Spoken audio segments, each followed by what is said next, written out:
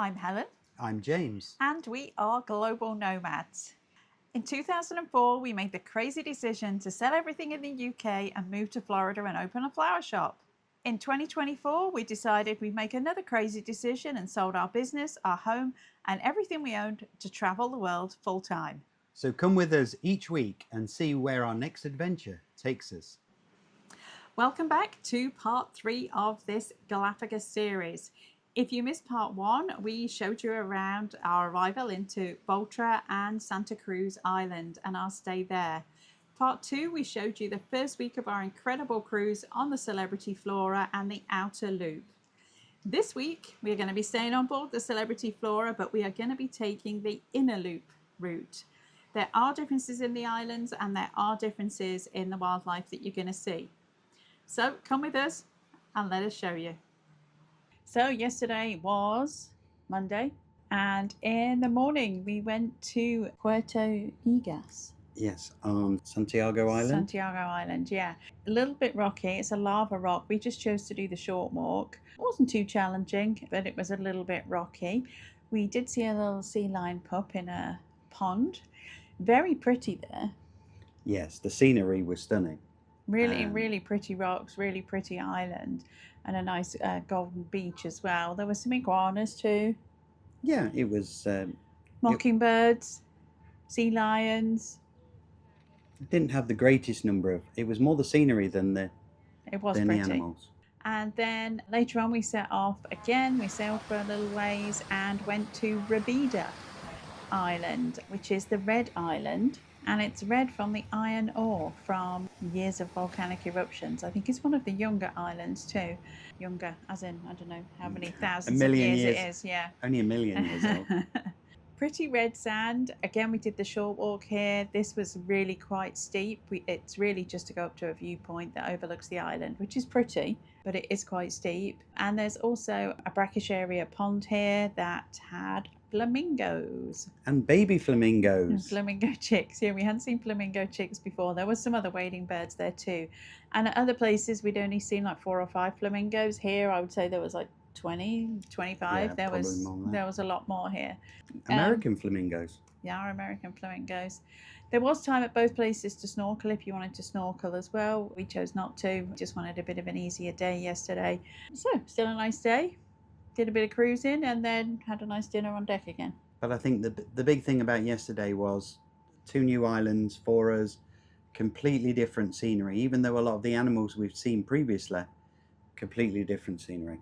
And that's the thing about the Galapagos. So today's Tuesday on the inner loop, and we were in Isabella Island, and this morning we were in Elizabeth Bay. Which was epic. Which was amazing. So both options this morning were a tender ride, a wildlife tender ride. You can't make landing there. We went out for a good, probably about an hour and a half, and there was a huge group of boobies just diving and feeding and eating fish.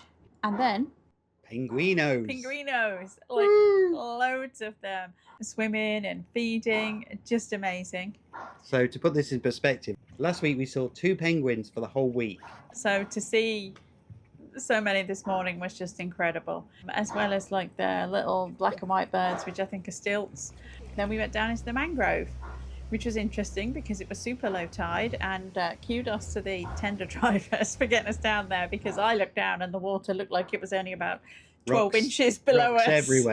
Rocks everywhere. So I think we did really well getting in there. We saw a tree seal. A tree lion is tree what lion. Tree lion. That's what they like to call it. Yeah. Apparently the sea lions like to climb up and go in the mangroves, and he was in there having a snooze. We saw some pelicans. And some iguanas, marine iguanas. Sea turtles. Loads of crabs, and some cormorants. There was a couple of cormorants just chilling on the rocks, and these are flightless cormorants, so they're a bit different to cormorants we might see in the US, because they're, as they are described, flightless. Little wings, not a lot of feathers on the wings. So that was an epic morning. It was a really great morning, and then you wouldn't think we could top that, but we did, because we've literally just got back and we're both absolutely buzzing. It was amazing. We had to do it today because it's like we're getting the Galapagos bingo card out, and like just in an hour and a half tender ride, it was just Yeah, so we opted for the other Epic, tender ride. You could epic. do like a long fitness walk and snorkeling and a short walk and a tender ride, but we opted for just the tender ride. And oh my God, like a million blue-footed boobies that we literally got within about 2 feet of. They just like they didn't care. We were so close to them, and so many of them on the rocks. the tender driver was absolutely excellent because he'd seen them. He knew where they were. He took us to them and took us so close and turned the boat round. Yeah, every place the boat was turned around so people on both sides could see. There was a cave with more sea lions in, more marine iguanas, loads more crabs. Loads of brown pelicans diving, pinguinos. And then More and then the pinguinos. penguins. Yeah, the penguins were posing so good. We saw some that were just swimming, and then I looked down the rocks and I was like, oh my God, there's more on the rocks. And this group of 4 was standing there, and literally, again, we must have got within about, it felt like 3 feet of them. Like we were so close, it felt like you could just reach out and touch them. I've got so much video. I think, how many photos did you take? I think I just took about 650 photos in that hour and a half. And I took about 175 videos. And then when you thought it couldn't get any better, there was a cormorant in the water and he had an eel, and we had a whole Nat Geo moment where he caught the eel and then he was throwing it around in the air, then it dived down and he came back up with it and then he went down again. Suffice to say, cormorant 1, eel 0. 0. But that was really incredible to see as well. He was fighting, and then when he swallowed it and it went down his throat and you could see all his throat bulge out and it was wiggling still in his throat. And then we saw more penguins, and we saw the penguins right up to the boat. Yeah, there was one that was swimming and he swam right up to the boat, literally touched the boat. Went around, just amazing. Just amazing. So this is Isabella Island, and without going into too many technicalities, when we went down to Antarctic, there is a current that runs from Antarctic. The Humboldt current, yeah. The Humboldt current, and it comes all the way to Isabella. We're right near the equator. We're right on the equatorial line. I think probably about another hour, an hour and a half. The anchor's just being pulled up now. We'll go over the equator again for I think the 3rd or 4th time in the last week. And when the current hits that, it rises up, and there are so many animals. Like just that's called an upwelling. Upwelling. See, we've learned. We listened and we learned. And just looking off the back of the boat, you can see the fish jumping. Oh, you saw a shark this morning as well. Shark this morning. Yeah. We're hoping to see whales. More whales. This is where we saw whales last week in this area. So if you do any tour with Celebrity or anything else, make sure you head over to the far west, which is Isabella, because these are 2 of probably the most epic days we've had are in this area. Yeah, amazing. Just buzzing. I'm not sure how long this video is going to be. No, me neither. But it's time for a gin and tonic now. So see ya. So Wednesday, and today was Santiago and Bartholomew Islands. So in the morning we did a wildlife tender ride, which was cool. Saw a little bit. We saw starfish. Yeah. Oh yeah, the starfish were incredible. I'm not sure how well that will translate on video because we were literally just looking through the water. The bay was really shallow, but I have never seen so many starfish. They're huge, and there's like tens and tens of them. I wouldn't say hundreds, but there's... I know, I'd probably say hundreds. There's a lot. And there's different types, but there was the majority with this dark black one. I don't know how well it's going to look on video, but it was pretty incredible to see firsthand. The water was really shallow in that area. And really clear. And we then did a bit of a ride along the cliffside, and there was a hidden Mickey in the... If you're used to going to Disney, you'll know to look for hidden Mickeys, and we found one that was made from a cactus plant. And we went a little bit further along, and then things got a bit more exciting because there was a whole load of frenzied activity with a load of pelicans diving, boobies diving. Again, I'm not sure what video we got because we ran a moving tender, and there was like, your head was on a swivel. Like there was like a booby here, a pelican here, pelican, booby, but like it was a bit mad, wasn't it? And they do really dive bomb. They do really dive bomb. And then a sea turtle came out like next to us, and then everything happened all at once. I think it was fair to say. So it was pretty cool. We were out for, usually the wildlife tender rides are about an hour and a quarter-ish. So that was pretty cool. And then the afternoon at Bartolome Island was really only an option of, I think it was a long steep walk or some beach time. And snorkel. And snorkel. The snorkel here was around rocks. It was a little bit wavy. I think that's been a theme for the whole 2 weeks, honestly. So we managed to snag a little tender ride, and it turned out pretty epic, to be honest. Because we went around the rocks, and there was which you could have seen all of this if you'd snorkeled, but I would not be comfortable snorkeling there because the current was quite strong around the rocks. But there was a whole load of sea lions, wasn't there? There was the sea lions. We had some boobies, blue-footed boobies. Always some boobie action. Always some boobie action. Like some boobies. And then, most exciting of all, we went around the corner and there was some penguins. There was a little group of 4 penguins, and we got super, super close to them. And they are one of the smallest species of penguins here, so they are probably only about 10 or 12 inches tall. They're really quite small, but super cute. And the sea lion came out and wanted to play with them, and they were not really very interested. It was fair to say. All of the baby sea lions think that they're all puppy dogs, and they think that penguins are like, not chew toys because they don't try and attack them, but they're inquisitive and they want to play with them, and the penguins do not want to play.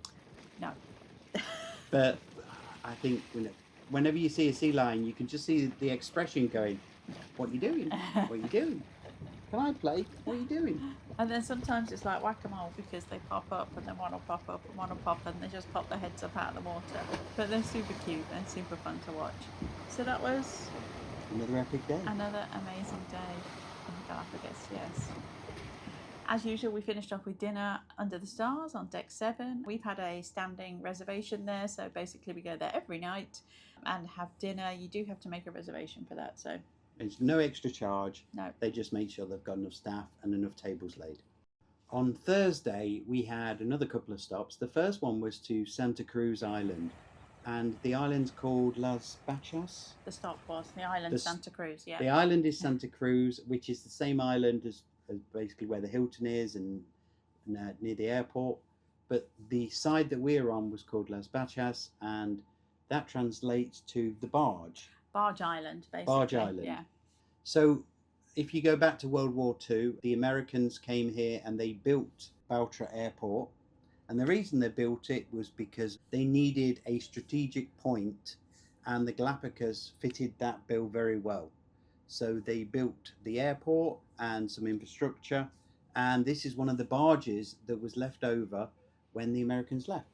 Yeah, and it was just left to rot. There's not a whole lot left of it now, but you can see the remains. I think there's another couple as well, but this was the one that we saw. We took a short walk along the beach. We saw the barge. Parts of it are a little bit rocky. The big thing we saw here, this is like the start of turtle nesting season. So we saw a lot of turtle nests. So we weren't allowed to go up on the higher areas of the dunes because that's where the nests are. And we saw one very obvious track where the turtle had gone up to build the nest. But we could walk along the beach a little ways, and obviously we saw sea lions, because everywhere you see sea lions. And there's a brackish water pond at the back, and there was one little lonely flamingo in there. Apparently this is not flamingo mating place. This is flamingo stopping place in the pub before they go to one of the other islands. So it's kind of a halfway house. After here, we were able to go in the water. We did take our snorkel gear, but there was a lot of sand lifted up, so a lot of people said that did try and snorkel, that it wasn't that great because it wasn't that clear. That is the thing with coming at this time of year. The water was absolutely fabulous to get in and cool down because we were all very hot and sweaty. I would say weather right now at this time of year is, think Florida in May or June. It's hot and really humid, so it was super nice to go in there and cool off. However, someone seems to have cranked up. Yeah, the last couple of days. The last couple of days, we've gone from hot to inferno. Yeah, it has got much hotter. So we did go in the water. We did see some fish swimming around beneath us, just paddling. Honestly, we saw another leopard eel, but we didn't get it on video because by the time we got to it, it had gone. But people did snorkel, and they did. I think there was one person that day said they saw sharks. 8 sharks. Yeah, but it wasn't very clear there, like I said, because the waves were mixing up the sand a fair bit. But it was a really nice stop, as they all are. But the afternoon got better. So the next stop was North Seymour Island, and we were promised some things here. What you got to remember is about Darwin, and what he said was that certain islands are going to have certain animals. And we've seen frigate birds. Wherever you go, you're going to see frigate birds. Mm-hmm. But you never see them land. But in North Seymour, they nest in the bushes. And this is the area for them to nest. And there's literally hundreds of them. Their options here were to do a long rocky walk, a short rocky walk, or a wildlife tender ride. And we chose the short rocky walk because I felt like we'd probably have a better chance of seeing the frigates because they nest in bushes. I knew for sure from what I'd read that if you did the long walk, you would almost certainly see them, but this old body was not up to doing the long walk. The short walk wasn't too bad. The landing here was really tricky though.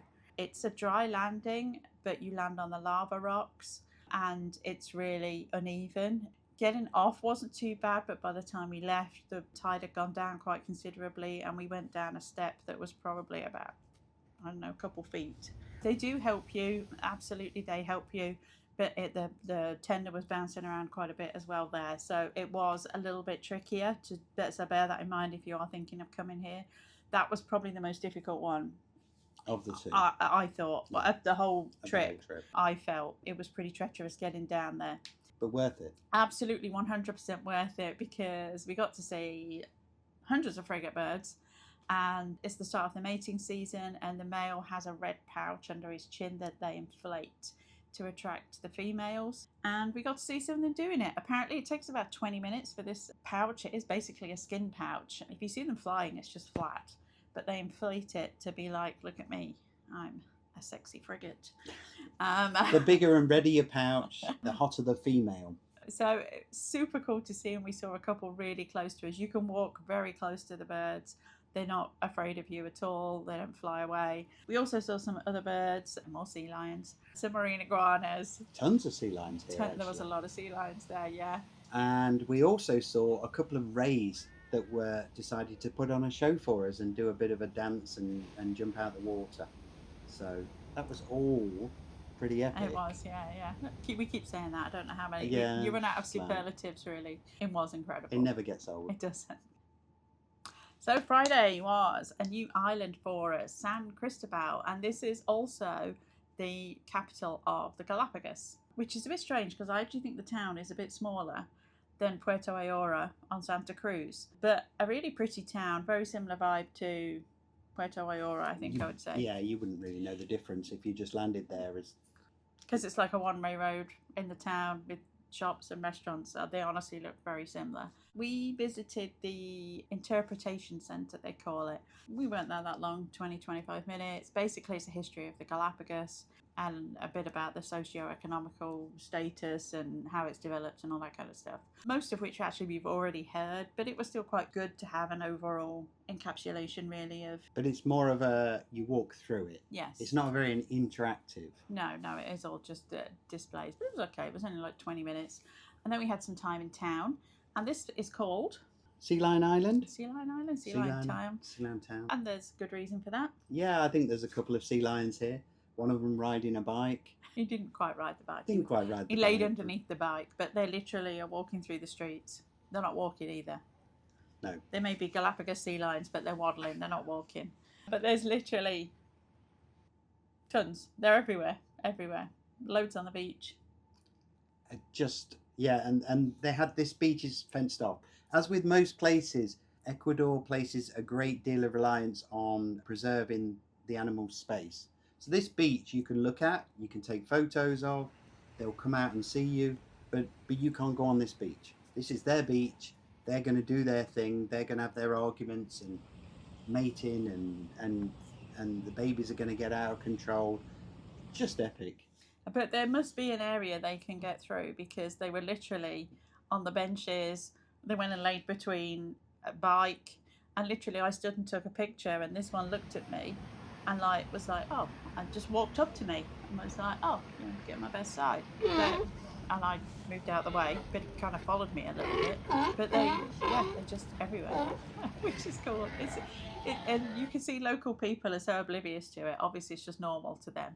And we're all like, oh my God, there's sea lions like in the street, I think we've seen sea lions every day. I think we have. Every single And day. it doesn't get old because they're just so funny though. They bark at each other. They're just I can sit and watch them for hours. They're very, very fun to me. So we did a bit of shopping. Yeah, Got again. some key rings. Yeah. And some more pins. And took the tender back to the ship for our last stop and our last excursion for us of the 2-week trip. And this was very exciting. It's taken 2 weeks to get to this point. We finally got to see some red-footed boobies.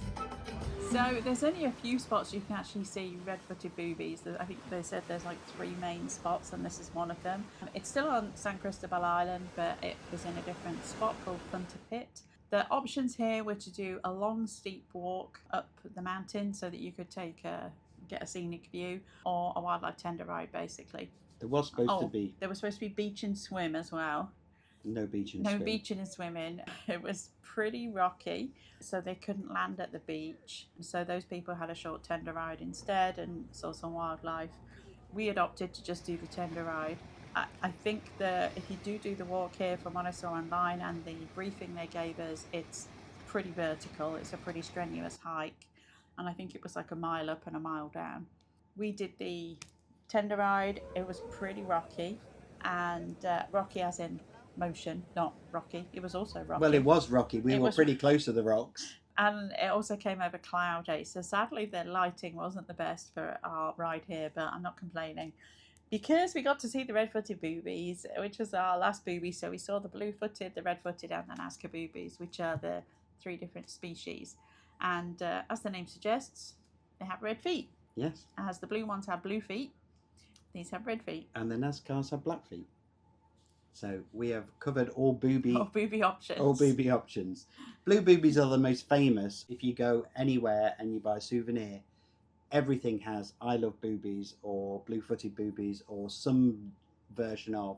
But this is the one island where we could see red. Out of the 20 stops we've done, this was the only place we could see red-footed boobies. I think somebody last week did see some, but not many. We didn't see any last week on the outer loop. But yeah, we saw a lot actually yesterday. It was just a shame that the lighting wasn't so good. The big difference as well is the blue-footed boobies nest on the rocks, so they're kind of easier to see. The red-footed nest in bushes. So there were bushes that we saw were basically on the top of a rock though. So they were quite a distance away, but still super cool to see them. A lot of frigate birds again here as well. We saw some more with their red pouch puffed out. Sea lions. Yeah, the sea lions came up to the boat, like to take a look at us. Yeah. They love it. They love it. That never gets old. The sea lions will never get old. We saw a ray when we were just waiting for our tender ride. Big manta ray. Big manta ray. And we saw a big manta ray actually the other day, and its wings came up. Flipper. I don't know what they're called. Yeah. Yeah, we're not experts on that. But there's wildlife everywhere. It's pretty epic. But yeah, so another epic way to end our trips in the Galapagos. So what should happen on Saturday, or what did happen, it's Saturday today when we're filming this. Basically, it's a repeat of last Saturday. So the ship stops in Santa Cruz Island. There's a trip to the Charles Darwin Research Centre and Puerto, and you could go plant the trees and go see the tortoises. We obviously did that last Saturday. So we're not going to do it again. And we're pretty tired, honestly. That sounds like a bit of a first world problem, and it is. But it is quite a full-on cruise. So our last morning, we're just moving very, very slowly into our docking place for us to get the tenders, and you can see the reflection behind me of the sunrise, and the frigate birds are flying around, and we don't want to get off. Thanks for watching our Inner Loop cruise.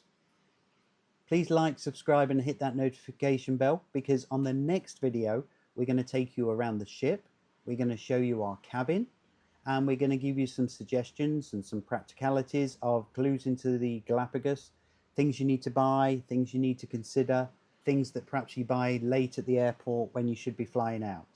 So again, please like, subscribe, make sure you see that, and remember, you're here for a good time, not for a long time. We'll see you in the next one. Bye for now.